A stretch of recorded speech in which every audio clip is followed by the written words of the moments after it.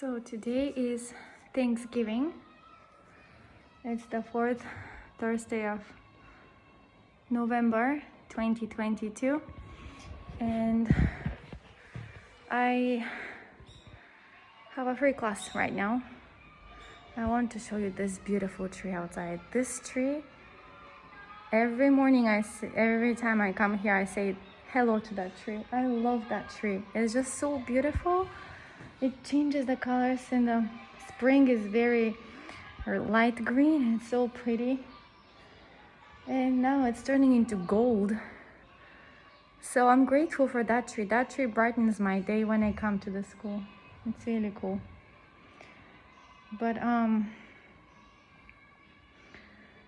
there are other things I'm grateful for. Every year since I've been living in this country, I've been trying to implement that thankfulness into the life of the children and make the special dinner whenever I could. I don't have memories, honestly, but Facebook reminds me when I post there all the pies we've baked and all the ham and chicken we ate, because there is no turkey here. But I remember in church in previous years before pandemic hit, we always had Thanksgiving meal. I believe on the Sunday after Thanksgiving or something like that. I think this Sunday they're doing something as well, and I have to bring cheesecake as always. That's how I can contribute to that society of brothers and sisters. And I enjoy baking cheesecake because I don't know, like the children like it. I'm totally fine without it, but the kids like it. Even the twins like it. So I'm grateful for that. I can make something that they like. There are a lot of things that we've been focusing on, like we've been putting on walls, like little tree, and we add the leaves every day on it with different colors. And on the leaf it says, what are you grateful for? Sometimes it's been a jar. This year is some kind of like made up whatever container I found, and we drop paper with what we're grateful for. It's been just a few days, not all days of November, but it's something that we can open and read tonight, what the kids and I are grateful for. And this year specifically, I think I would say I'm grateful for all the ridiculousness, all the insanity that I have been going through. And I'm so grateful for that, because that shows me an experience that I wouldn't be able to have if I didn't have to go through this ridiculous life in Japan. I'm not saying it's been always bad. I'm just saying it's becoming to the point where it's so ridiculous that when I share a situation with a friend, they're like, are you okay? What are you doing? Like, how long have you been living like that? Like, is that okay? Like, this is not okay, and things like that. So here it is, future me. I'm grateful today. I'm grateful for everything that I'm been going through and will be going, and I'm going right now through. I'm really grateful for it. And I know in the big picture, there's a reason. There's a reason for everything. There is a reason why I have to go through that. With that said, I just want you to remember one thing, especially. Forget about you feeling insecure this entire ridiculous marriage. Insecure about any aspect of life and future, that is. Forget about that. Just remember the parenting skills of people who do not work together as a team. I'll give it an instance. Yesterday, the ball was kicked in my field. Meaning, oh, by the way, talking to the oldest, the father talking to the oldest, you might have to ask your mommy about permission for that, but, has to lay it out. Tonight, I'm watching the soccer game, Japan, Germany, with two of his friends. That's it. That's all mentioned. Two of his friends. I'll get to the detail on that one too. So, but the thing is, the game starts from 10 p.m. and it finishes around midnight. So, and today, the following day, is a school day. A school, like you have to wake up at 6:30 and be out of the house at 7:20, right? So that's that. So you have to ask mommy for permission. You might have to ask mommy for permission. Is the very low life phrase that a lack of parenting skills person would do and say. Because there is no teamwork and because there is kick the ball in my field, so it can be my responsibility that I can be the bad guy saying no. Because obviously I'm not gonna say, yay, go party till midnight, watch soccer game. And don't forget the fact that Weaseltown will be there. Everybody that I cannot stand, I call Weaseltown. And in this case, the Weaseltown is his employee. That beautiful, cheerful, wonderful, great, full of experience because she's also divorced employee. So that's that. And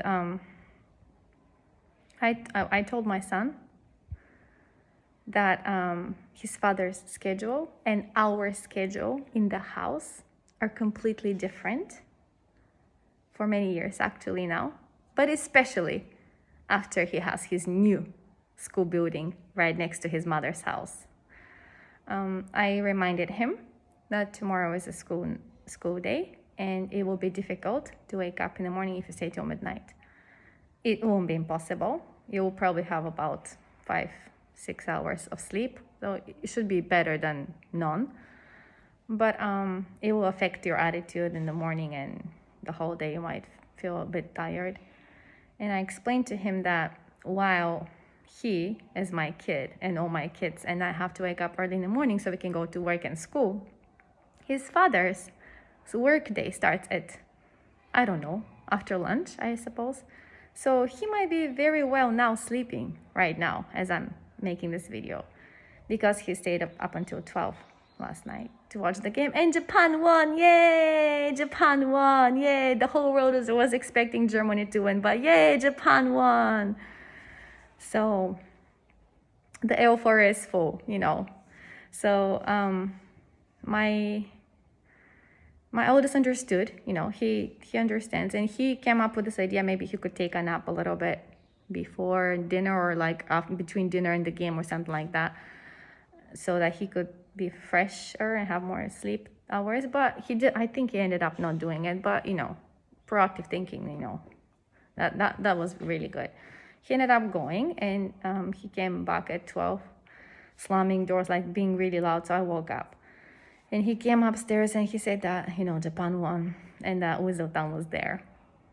I was not surprised. I actually asked him, hey, can you please tell me afterwards who was in that house? Because, his father tends to not tell me about her. I mean, she is basically my replacement in the near future. It's just a matter of time and details and spending time and whatever. I don't really care. So that doesn't bug me. I am okay. But my children seeing that situation makes me really disturbed because in the future, my boys will think it's okay for them to look out to different ladies while they have family at home with wife watching their kids. And I don't agree with that. I don't think that's really Christ-like either. And so So this morning, when the father, who lives like a single guy basically, already for so long actually, when he came to the kitchen all like so sleepy and moody because he, I don't know, and like so inadequate, saying good morning. And I was like, how was your date last night? I have to take my mask for that. So that was the face. What? That was the face. Like, how was your date last night? How was your game last night? What? It was fun. Japan won. So that was it. That was the face I got. Like, so surprised. Oh my gosh, so surprised. It's like, what? I'll never forget that. That was priceless. I wish I could film it. But anyways, that's that.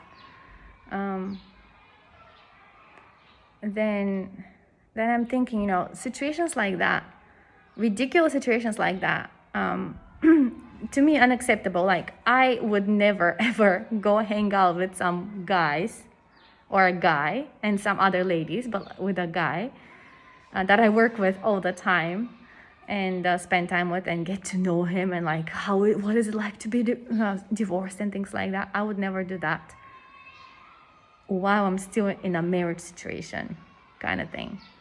But that's just my common sense. That's just what I would say a Western person would do. A person who doesn't have so much boldness and disgustingness in them, I think that's just common sense. So I'm starting to think, like, the person I married, is he okay? Is he mentally all there? Does he understand what he's, by living his life, how he's affecting the other people around? Because there is obviously a reason why we are in this situation right now. And so, I'm not saying it's all his fault. I have given up since kid 3, basically. But, he told me he gave up since he was seeing where things were going after our second kid was born. So, to be fair, it's just being a life full of lies, insecurity, self-gaining, comfortably making life in the country he feels comfortable, and us, we just suck it up and keep going. So I'm grateful for that, because I can see very clearly how a person can portray themselves out there in the public and what they can be at home. And it's pretty scary, because let's be honest, it's just when I am angry or frustrated, it's on my face, and I cannot hide it. That I cannot hide, and I don't tend to. I'm not Japanese, mask and everything is wonderful. No, I'm not like that. But some people here are just amazing. How wonderful they can be, how smart, educated, great, charisma, amazing people out there. Oh my gosh, dead fish at home. What home? A place where a wreck, everything falling apart. Who cares? Lights flickering like Halloween night. Nobody does anything about it. Mushrooms growing in the toilet. Nobody does anything about it.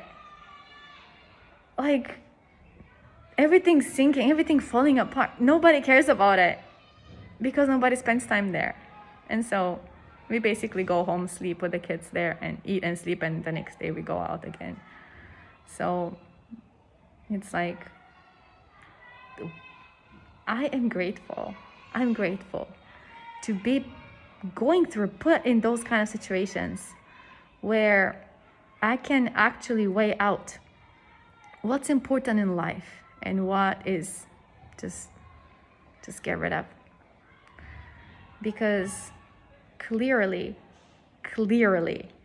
this has been insanity all through and through from start. I mean, I'm gonna write a book one day about this. This is just amazing, and I'm determined to do that. I'll work on it. I'll probably start soon, but this is amazing. And the worst part of all is the outcome. It's not me, the kids. That's what worries me the most. Anyways, happy Thanksgiving.